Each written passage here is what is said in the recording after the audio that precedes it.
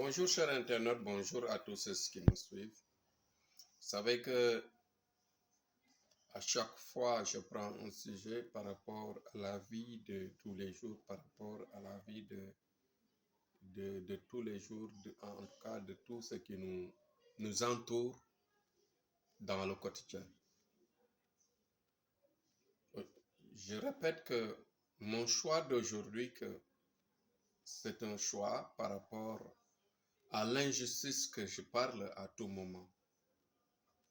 Il y a des trahisons, je répète, la trahison qui se répète, la trahison qui se fait, la trahison de tous bords, les diffamations. Pendant des ruptures, il y a des diffamations. Pendant des relations, il y a des pièges.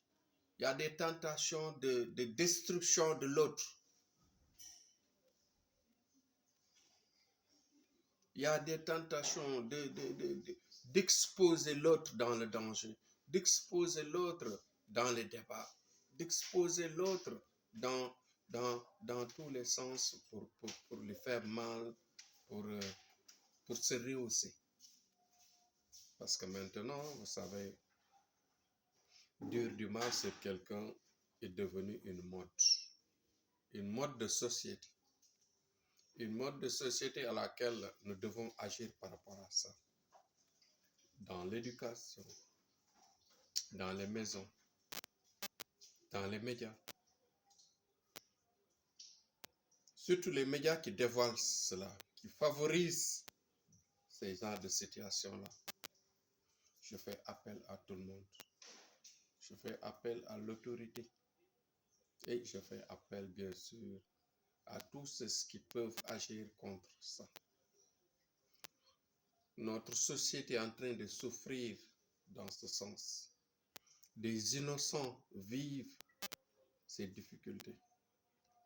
Il y a beaucoup de relations.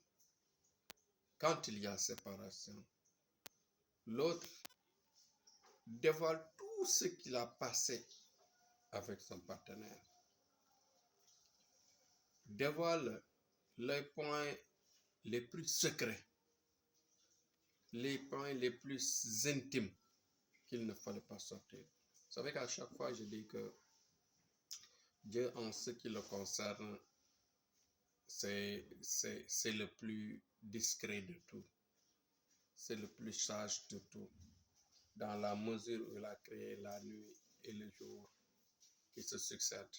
Rien que pour protéger l'homme, pour protéger certains faits, certaines choses, pour aider à l'homme de pouvoir se cacher, se protéger contre le mal, contre les diffamations pour certaines choses, contre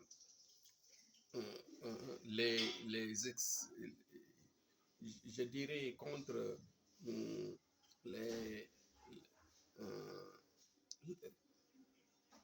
l'interprétation de certaines choses, parce qu'on peut te voir quelque part, passer par là ou par ici, par exemple, et interpréter la chose disant que tu es en train d'aller voir une dame, d'aller faire ceci, tu es parti pour faire cela, ainsi de suite. Et que dans la nuit, il y a le secret, il y a la chance de faire des choses sans qu'on te voie.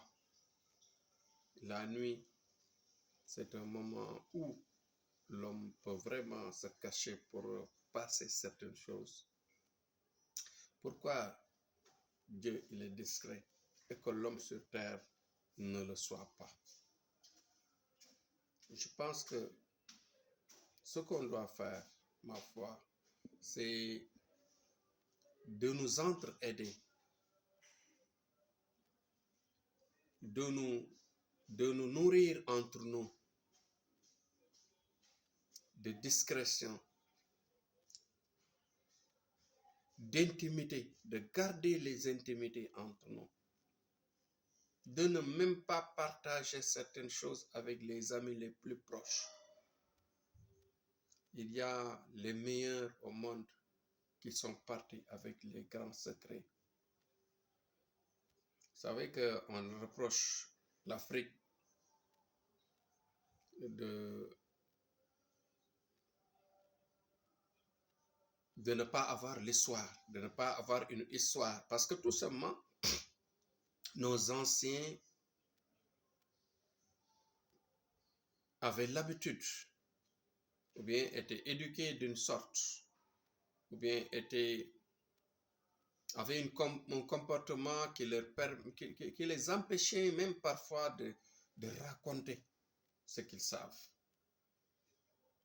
Cela peut-être a été un défaut.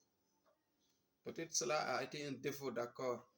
C'est-à-dire de ne jamais parler, de ne jamais dire ce qu'on sait, mais toujours essayer de passer à côté de ce qu'on veut dire pour éduquer.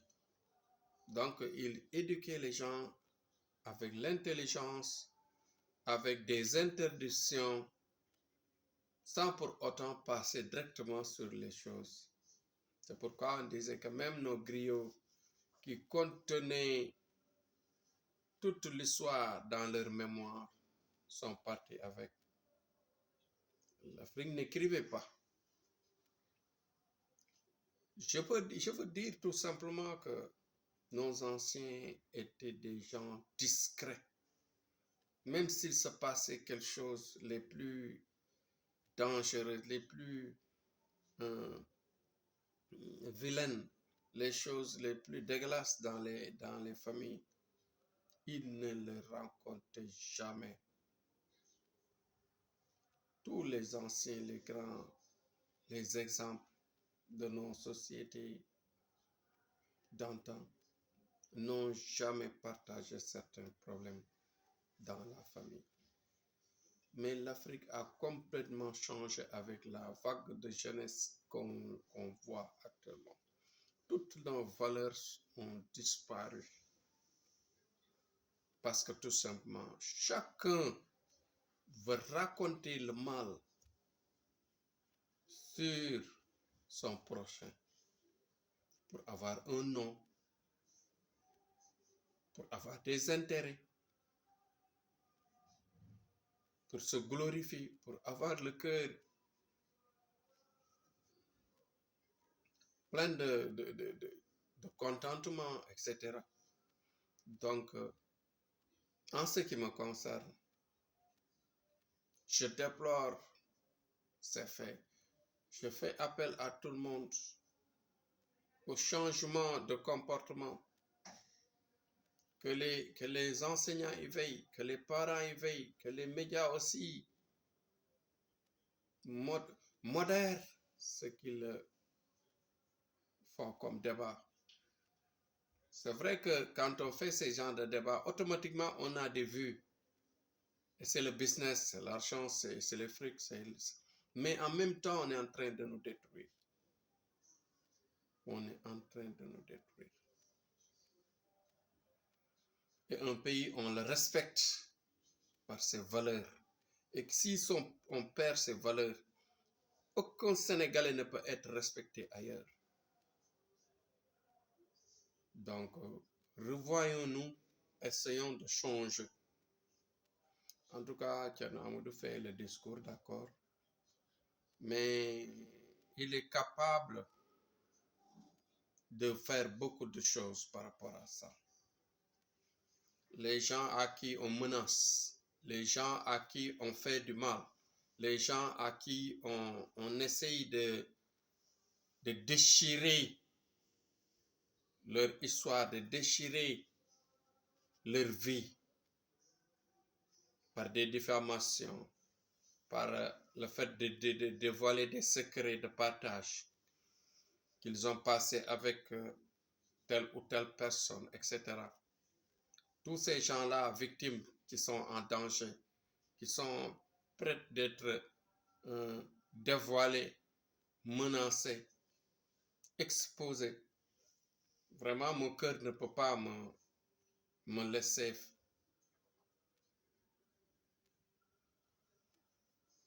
me laisser comme ça sans pour autant bouger, faire quelque chose. En tout cas, je serai capable d'aider ces gens-là qui sont dans ces difficultés-là.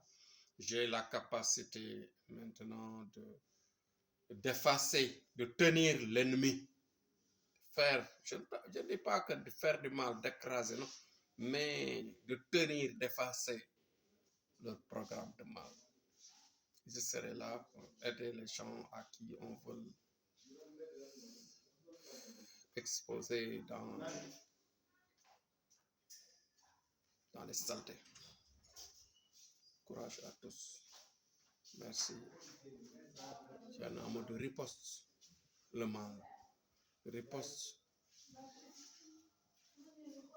les diffamations, riposte à tous ce qu'on fait de mal contre la personne innocente. Courage à tous, vive notre pays, le Sénégal, vive nos valeurs, vive la paix dans le monde.